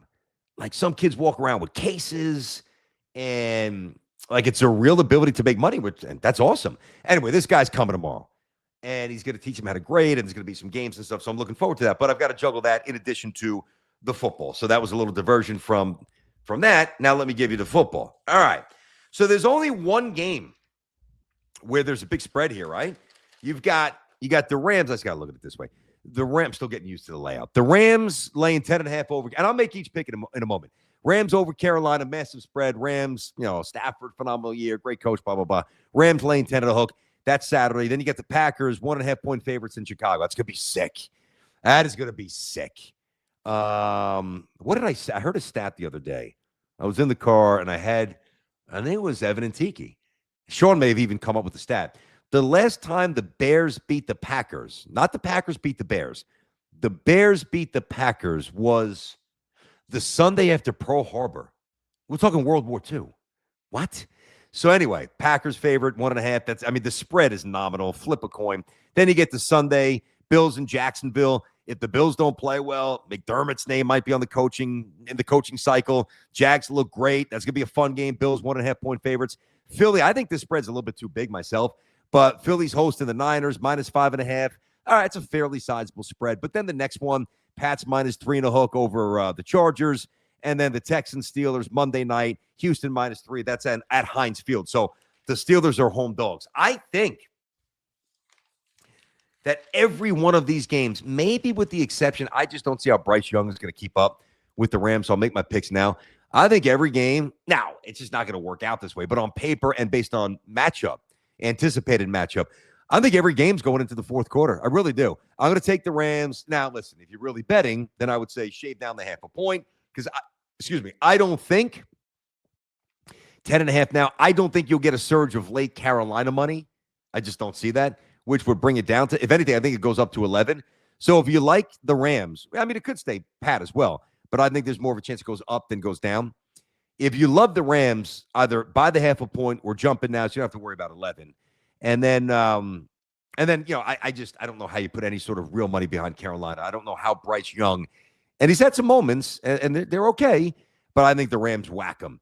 The Packers, I think the Bears are going to win this game. It's in Chicago. I think the Bears, their turnover ability, their coach, there's good synergy right now. Just trying to throw out these cute words, synergy, their coach. I just think the Bears are ready to win. I have not liked the way the Packers have looked all year. There's been a lot of smoke around LaFleur as well. Not as much as with Harbaugh and Tomlin, whatever. But if that's ugly, he might be out. So I do think the Bears win the game. I don't think it's ugly, but I think the Bears win. You get to Sunday. I'm taking the Jaguars. I like the Jaguars to win this game. Bills -1.5. It's in Jacksonville. The Jags machine right now offensively it's really interesting. Give me the Jaguars. I'm going to take the 5.5. If this was like 3.5 or even maybe 4, I would probably take Philly. I think Philly probably finds a way to win, but I'm going to take the Niners. Give me 5.5 for a coach I respect, a franchise I respect, and my philosophy in a game like this. Now, I think top to bottom, I think Philly's better. It's in Philly, 3,000 miles, time difference, whatever. And Philly's just better slightly. But if there's a matchup that I like and I look at the number, I'm like, all right, 5.5. Do I think, is this inconceivable?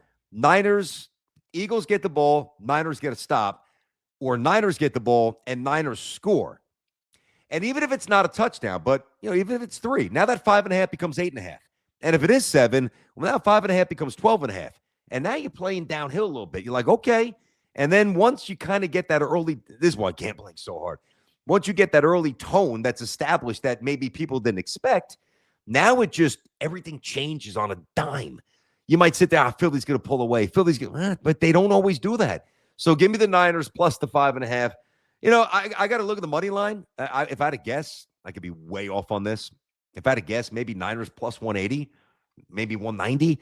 I might throw a little something on Niners money line. I might mess around with that. I might do both, play both sides. Pats over the Chargers is a really tough game. From a betting perspective, I'm not going to touch it. From a picking a winner, I'm going to pick the Pats. Great coach. Love May. Harbaugh's a great coach as well. Herbert's really good too. But I think the Chargers cover. I think this is a 3-point game. I think it goes right down to the end. I think the Pats find a way to win, but I do think the Chargers cover. And then Monday night, I said this the other day, I kind of gave it away. I got the Texans. I think the Texans straight up win. I think they're better. Steelers are going nowhere. Steelers shouldn't have even won the other night against the Ravens. They got lucky. The Texans defense, and I'm happy Rodgers is playing in the playoffs. I'm a Rodgers fan. I'm a Rodgers guy.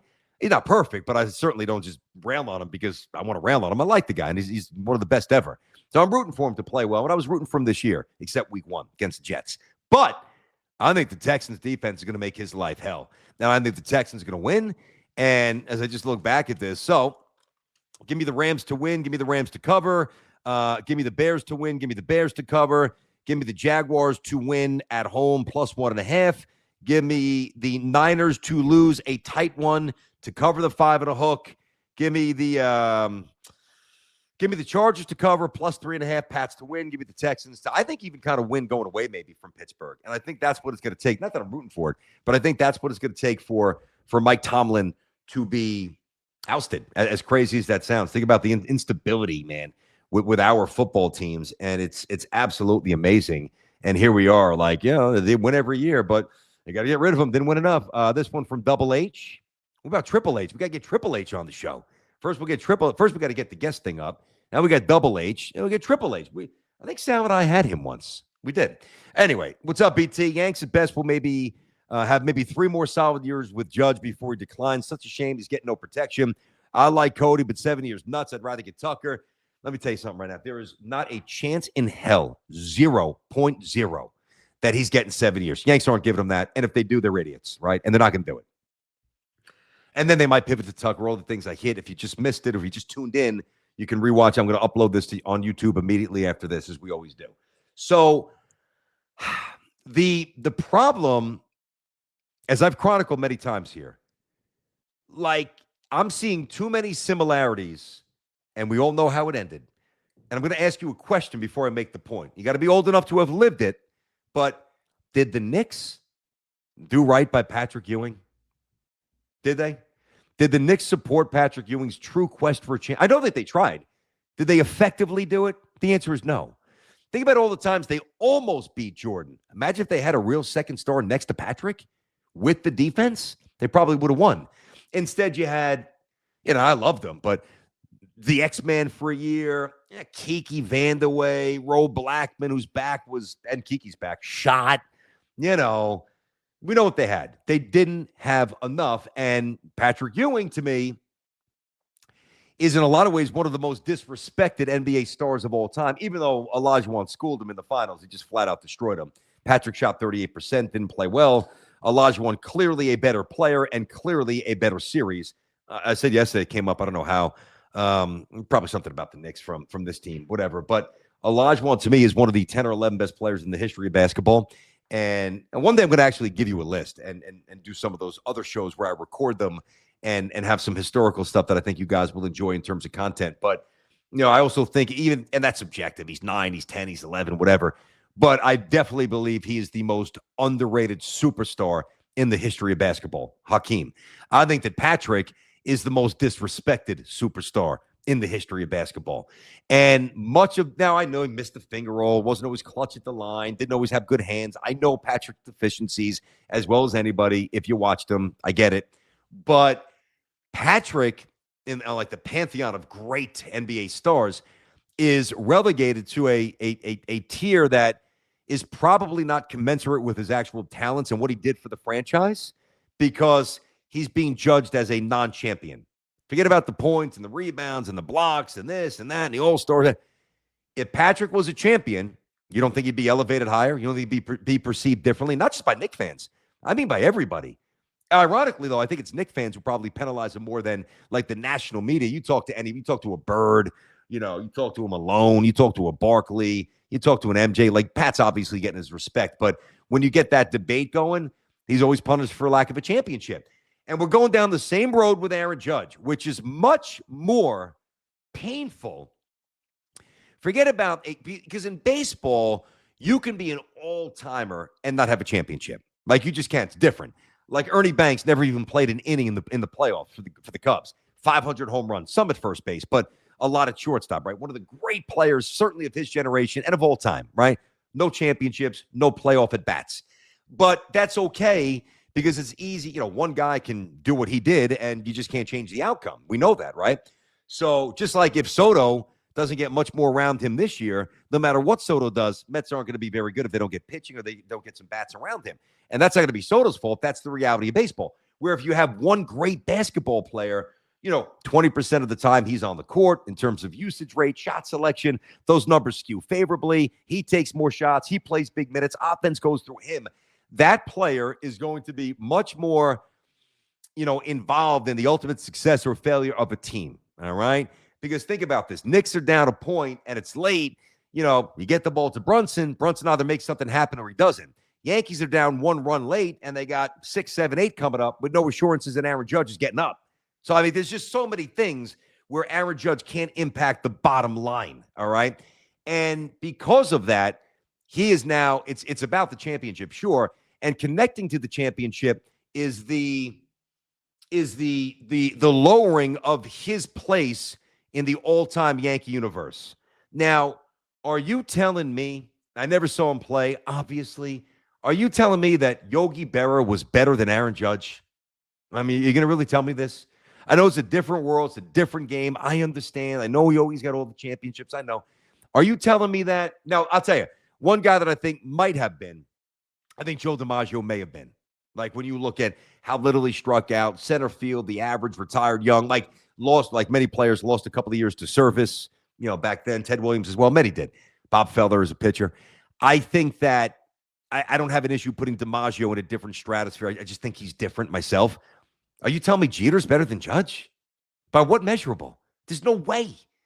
Derek Jeter can't shine Judge's shoes as a player.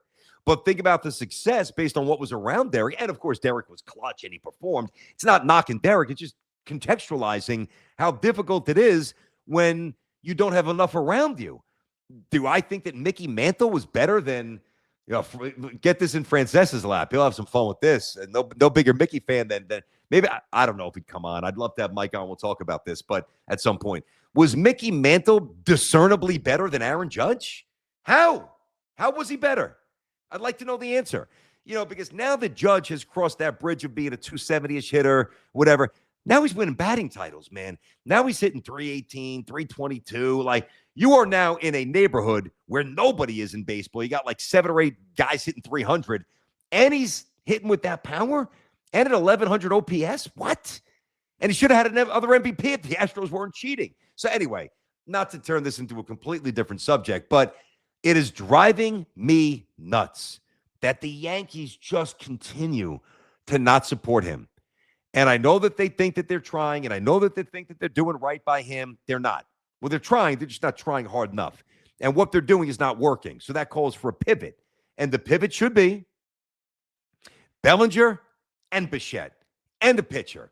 And you roll it out, and you have the best staff in baseball. You have a lineup that is going to destroy people.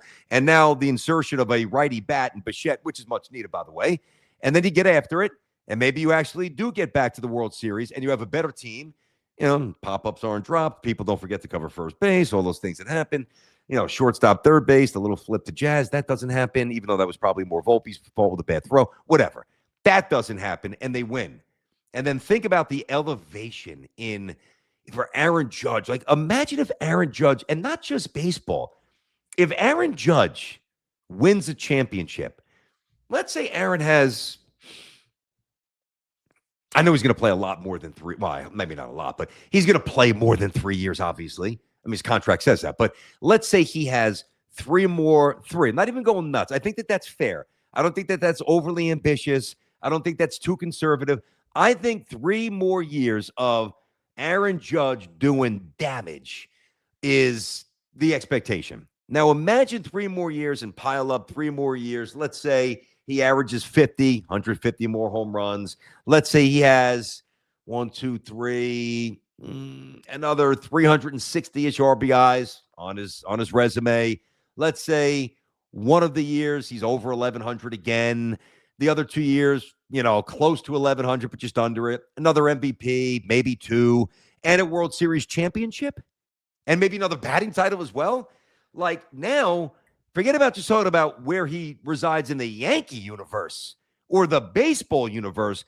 I don't think it's irresponsible to talk about Aaron Judge being one of the greatest athletes of all time. We'll do that deeper dive down the road, but that's how important this offseason is. Obviously, to us as fans, you as fans, we want the Yankees to win. But to the guy that it most intimately impacts the superstar who is watching a roster that is just less than and is seeing other people go for it. And he's just too classy and has too much character to push back on that. I know we stepped up for Bellinger with support, but his style is not to rattle the cage. And he's just taking it on the chin, taking it like a big boy, taking it like a leader, taking it like a man, and I don't know. I don't know what I would do if that was me, where I'm looking around, I don't see a whole lot of stuff around me. All right. Let me get one more here. Did I see what is this? The commissioner want to realign the teams and add 2 teams. Yeah, I saw some of it. I didn't hear it.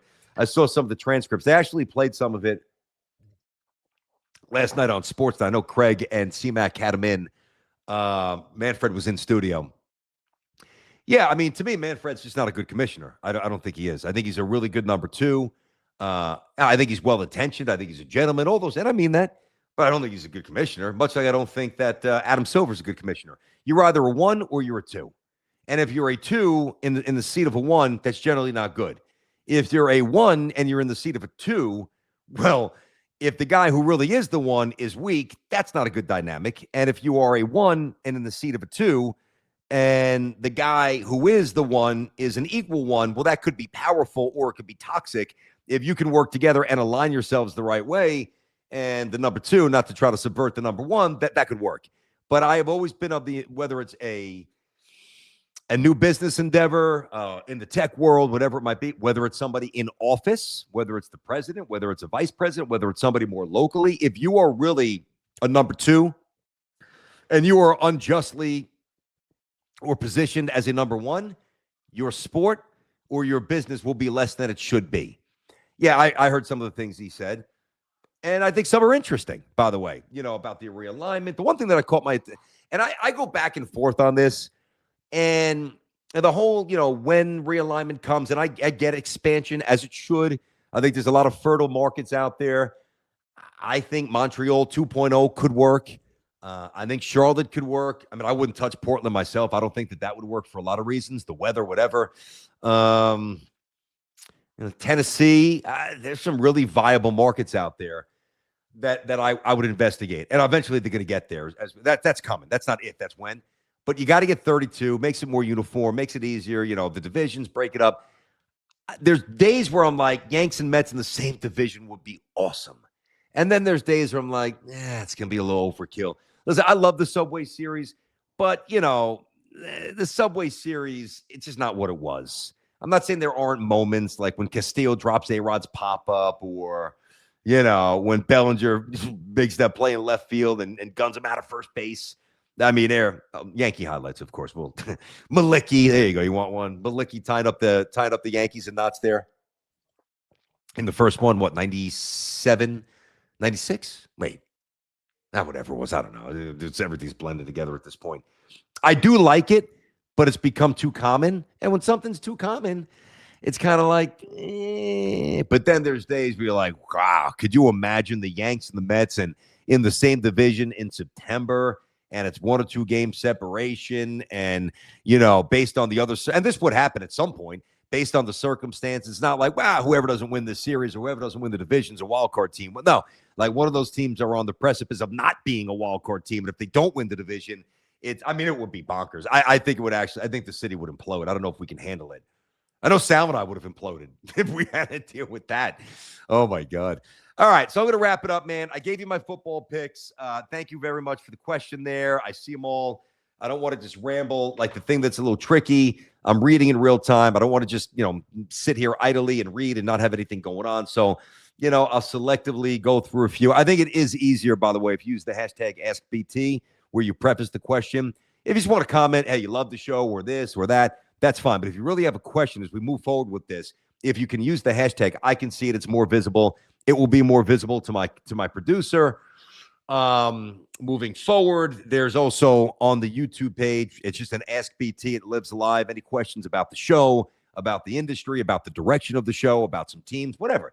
Then you have to be about sports. I mean, as you can tell, I'll take some side turns and talk about other stuff. Enjoy the football. All right. Have an awesome weekend. if something does break over the weekend, a Bellinger, I'm waiting for something to break where I could jump on and not go on a 10, which I'll always do. But come on, I'm raring to go. I want something good here. I want more definitive. We're not going to get it with the Giants. I was going to say I want more definitive, but you're not going to get that. So that's unrealistic. But eventually we will.